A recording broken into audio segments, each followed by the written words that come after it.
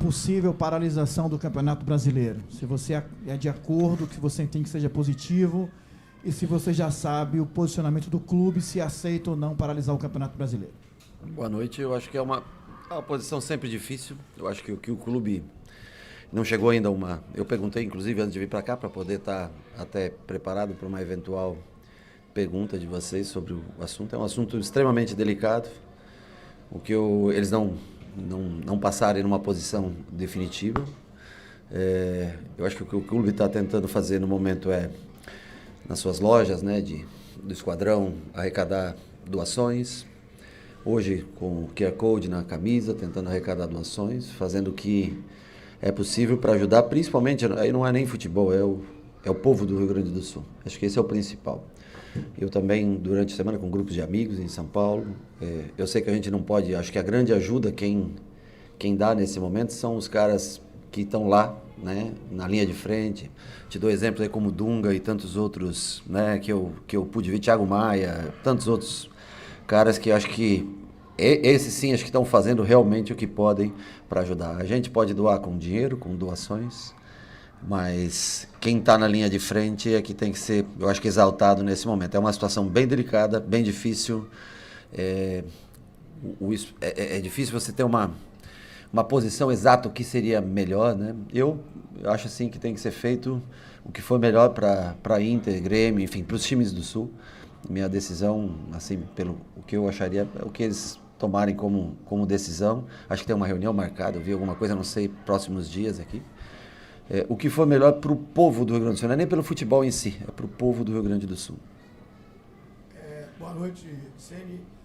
O Bahia, vice-líder do Campeonato Brasileiro, faz uma campanha ótima, mas é início de competição. Esse foi o adversário mais difícil até o presente momento, Bragantino, esse jogo de hoje? Acho que todos os adversários são difíceis, esse é o mais recente por isso, mas eu acho que é um time de muita transição, um time muito bem treinado, principalmente em construção de jogo, em pressão pós-perda, pressão alta, deixa alguns espaços, né, para contra-atacar, para você fazer algumas ligações, mas é um time bem ajustado, muito bem treinado, já vem, né, já não é um trabalho curto, já é um trabalho mais longo, acho que até mudou um pouco de característica do ano passado para esse estilo de jogo. O ano passado era um time que tinha mais controle, posse, hoje é um time que transita muito rápido entre a primeira e a última linha. Mas eu achei um jogo, eu sabia que seria um jogo difícil, acho que foi um jogo bem parelho, muito próximo, né? Mas é assim, Campeonato Brasileiro é tudo decidido por um detalhe ou outro. Analisando no cômputo geral, eu acho que talvez tenha sido a equipe melhor postada dentro de campo que nós enfrentamos. Acho que o Botafogo também foi muito duro, muito difícil, principalmente porque jogava em seus domínios.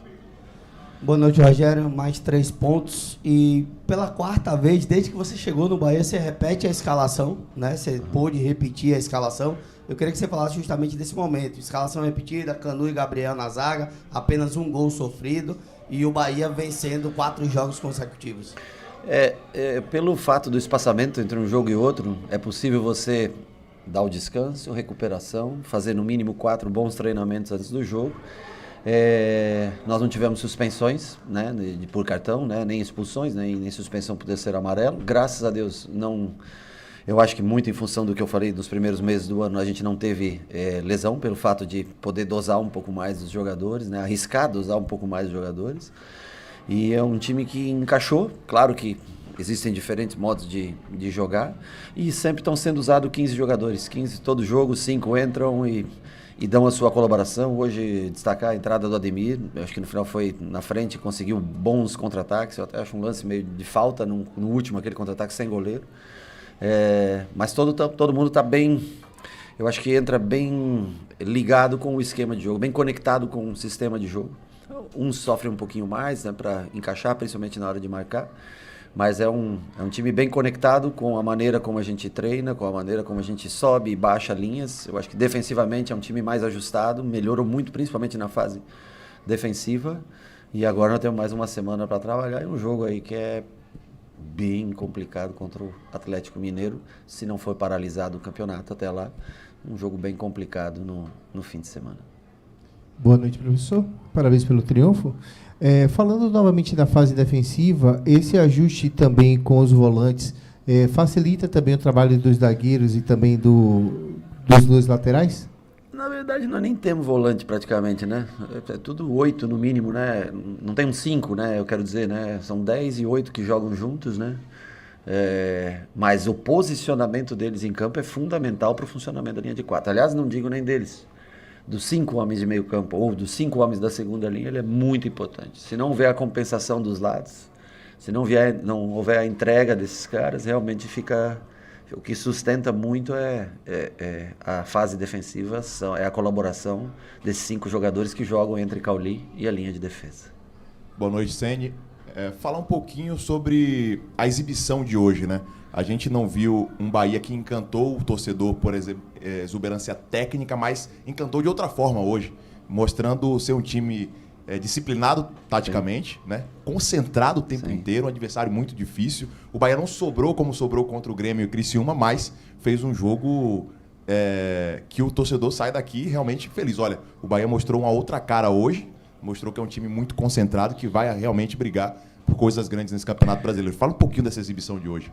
Eu acho que nós começamos, nós não tivemos a bola nos primeiros 10, 15 minutos, não conseguimos controlar o jogo, não conseguimos trocar passes e ficou um jogo chato no começo pra gente. Eu acho que depois de 15 minutos do primeiro tempo, nós começamos a transitar um pouco, virar lado bola, conseguir manter um pouco mais a posse, trocar passe e começamos a acertar, encaixar, né, as escapadas de Jean Lucas, escapadas de Everaldo, escapadas de Tassiano, e aí começou o jogo ficar mais equilibrado. Os primeiros 15 minutos eu estava assistindo Bragantino e Racing, né, que também foi uma pressão gigantesca do Bragantino. Então nós já sabíamos mais ou menos como eles gostam de pressionar, especialmente nos primeiros minutos, não haveria muito espaço para jogar.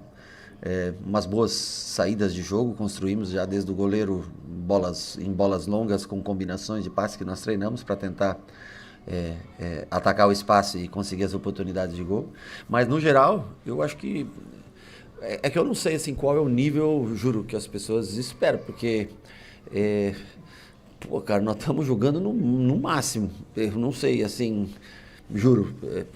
Eu tento até exibição de gala, mas eu acho que a vantagem é que o Bahia ele compete com as equipes que vocês possam colocar, e existem, logicamente, que trabalham aqui em cima, mas não sobra realmente contra as equipes que vocês podem classificar aqui embaixo. Eu acho o futebol brasileiro muito equilibrado, mas eu acho um jogo bem consistente hoje que nós fizemos, como você até frisou, e às vezes mudando até a maneira, né? Nem tanto às vezes pelo toque de bola, mas de transições até, que não é muito a característica do time pela maneira como ele é montado.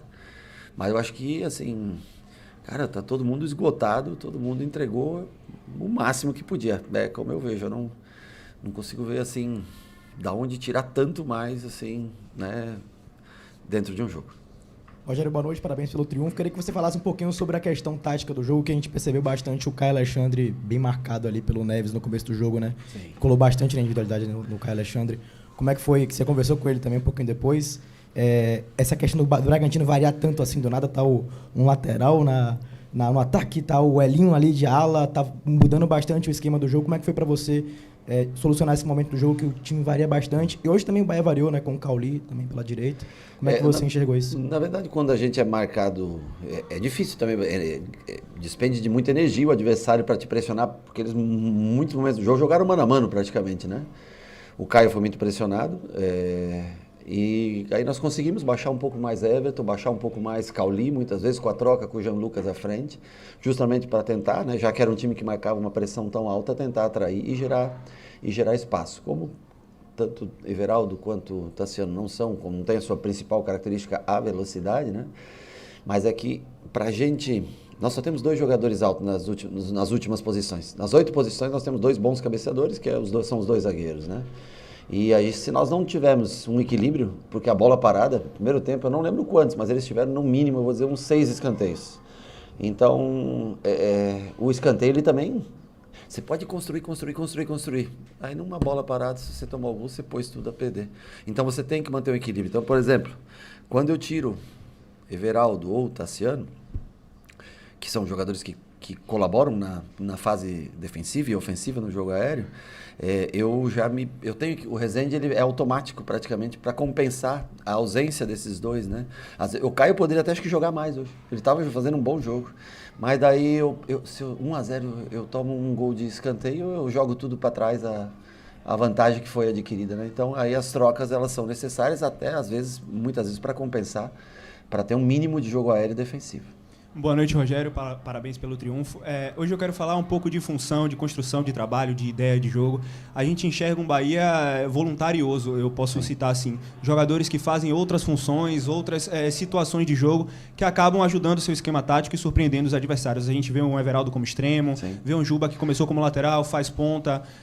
Eu não digo que o Everaldo fica fixo como extremo, mas ele balança e faz esse movimento para ajudar o setor defensivo. O Juba que começou como lateral, faz também ali como ponta e hoje fazendo um papel como lateral que todo torcedor tem elogiado. Você falou dos volantes, o Caio Alexandre e o Jean Lucas, que não são 5, mas trabalham como 5, fazendo o combate e obviamente o Everton também. Everton também, hoje eu até comentei que estava um pouco mais recuado fazendo esse trabalho de saída de bola. É impressionante isso, mas na sua concepção como treinador, o quão importante é ter um grupo que consegue entregar variações táticas para que você possa surpreender o seu adversário e principalmente... Você falou de entrega, de entregar o máximo, e a gente, lógico, quando fala de entregar o máximo, vai logo para a questão da atuação de gala, da atuação de alto nível, de um bom jogo, de vistoso aos nossos olhos, mas o quanto essa entrega de variação tática que faz com que esses jogadores possam suprir possíveis deficiências que o elenco ainda tenha, te agrada e faz com que o seu trabalho cresça? Na verdade, por exemplo, você falou do Jean e do Caio, né? Se o Everton entrega tudo que ele pode na marcação, os outros são obrigados a entregar. Já parte de um princípio que eu acho que é importante. Então, a liderança pelo exemplo. Lógico, o Everton nunca vai te atacar o espaço como o Jean Lucas a 34 km, não vai. Mas é difícil você encontrar um 8, que é a função que o Everton joga hoje, né, e que ele gosta de jogar, porque quando eu liguei para ele para trazer ele, eu disse que aonde eu gostaria que ele jogasse, eu sabia onde ele gostava de jogar. O Everton jogar aberto hoje em dia, para fazer a recomposição, acompanhando o lateral, é muito difícil. Mas de 8, claro, ele vai ter que se sacrificar um pouquinho na marcação. Mas é difícil você ter um 8 com a qualidade técnica dele. Então o ganho está no refino de um cara que vai te achar o grande passe, que vai fazer a grande jogada, né? E eu acho que enquanto esse time comprar a ideia que a parte defensiva é essencial, e aí o jogo, nós vamos construir ele pela qualidade de todos que tem envolvido no meio campo, e as trocas que nós temos da frente, mudando característica, aí sim, de 2 caras de mais referência para 2 velocistas, de um 10 que é o cara que flutua para um 9 que entra em determinados jogos, ou mesmo o Biel fazendo essa função, como foi contra o Botafogo e parte do jogo de hoje, é essa a ideia. Se nós pararmos da parte defensiva, com a parte de coesão do time, nós não vamos conseguir brilhar. Se nós tivermos essa coesão defensiva, o entendimento que o sistema se sobrepõe a qualquer um, é onde a gente tem chance de conseguir boas posições no campeonato. Rogério, você falou nas duas respostas anteriores sobre os 15 minutos iniciais. Foi o time que os jogadores demoraram para entender aqueles 3 zagueiros que o Bragantino fez, essa flutuação ofensiva, esse ataque que você já esperava durante 15 minutos, por já ter visto isso, mas assim como o Bragantino, você vai ter um jogo na semana que vem de características parecidas. Times que atacam muito o espaço, mas que também cedem espaços defensivamente. Essa construção de jogo é pensar no que foi feito hoje para não repetir esses 15 minutos de pressão e poder sobrepujar o adversário na semana que vem. Você tem dito muito isso. Um jogo de cada vez. Então você agora já está com a mente focada no Atlético. Claro que você ainda vai ver, mas já está pensando no Atlético. E o Bragantino dá muito do que joga o Atlético. Muito do que o Atlético faz, o Bragantino fez hoje. Já está meio caminho andado para o que você pensa? Eu acho que já é uma referência. O problema é que não adianta, você sabe que eles vão te marcar, você sabe que eles vão te empurrar, pressionar, mas não é fácil você encontrar espaço quando todo mundo está descansado e pressionando, tá entendendo? Não é uma situação...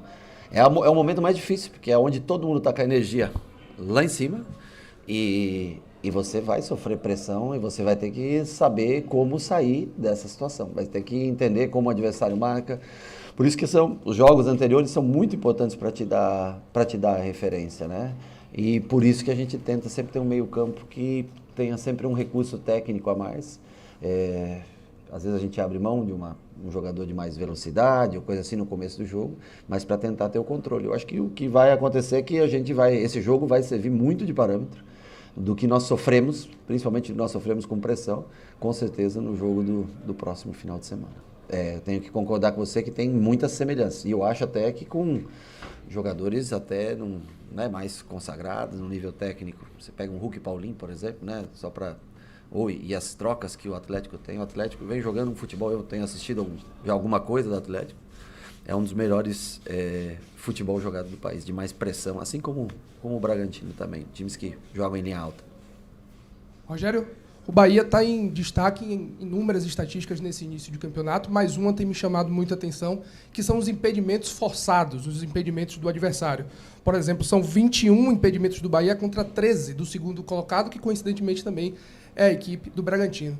Com a equipe que gosta de ter a bola, que ataca com tanta gente, como você mesmo falou, que tem uma estatura um pouco menor, até pela essa alma desse time que é o meio de campo, de ter mais a qualidade, é uma dessas estratégias, deixar mais essa linha de impedimento um pouco mais alta, tentar fazer com que adversários se coloquem em essa condição mais vezes? Primeiro, para jogar com esse meio campo, com os 4, se faz necessário um pouco de altura na frente. Por isso, as trocas elas vêm acompanhadas de um Rezende entrando e você muda a característica, logicamente, do jogo. Mas não tem outra solução, porque os laterais, o Arias ajuda até bastante, até no jogo aéreo, principalmente nessa bola de virada de jogo, ele tem bom time de bola. Hoje até muitas vezes fizeram 2 contra 1, e eu falei para ele, se fizer 2 contra 1 com o Luan Cândido, que é um baita cabeceador, fica no outro, deixa ele ganhar a primeira e toma conta da segunda bola.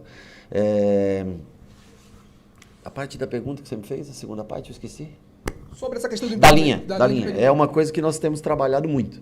A linha, mas não de subida, de deixar em impedimento, mas de coordenação, de manter essa linha ela bem alinhada realmente, e nós tentamos não quebrar tanta linha, né? Porque se você quebra a linha, você sempre cria uma oportunidade, e isso, quando aquela bolinha bate, o Juba começa a ter aquela coceira de sair, ele tem que segurar, o Arias, mesma coisa, e para isso é muito importante a dobra, né? Quando o cara que está...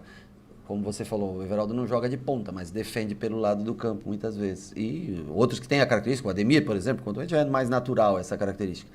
Mas isso é muito importante, porque quando você quebra muito a linha, a chance que você tem de criar espaços, né?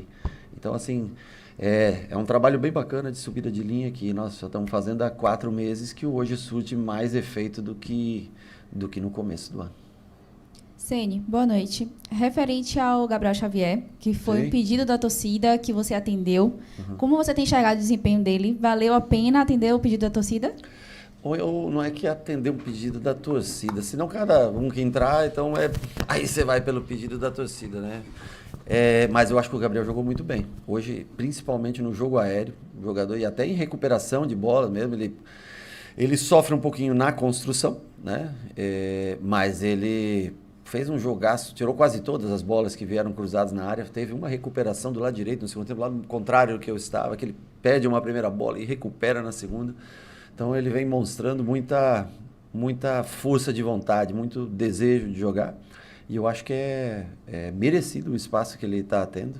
Ele que conquistou esse espaço através do trabalho diário, o que não impede os outros de ter a sua oportunidade de jogar, como o Cuesta saiu, pode voltar, enfim, todo mundo acho que tem. Marcos Vitor tem treinado mais, estamos tentando, né? Tem o David, que faz algum tempo que não joga, tem alguns jogadores que faz algum tempo que não jogam, mas que na próxima semana, nós temos domingo, se nada mudar no campeonato, nós temos domingo, quinta e domingo, né?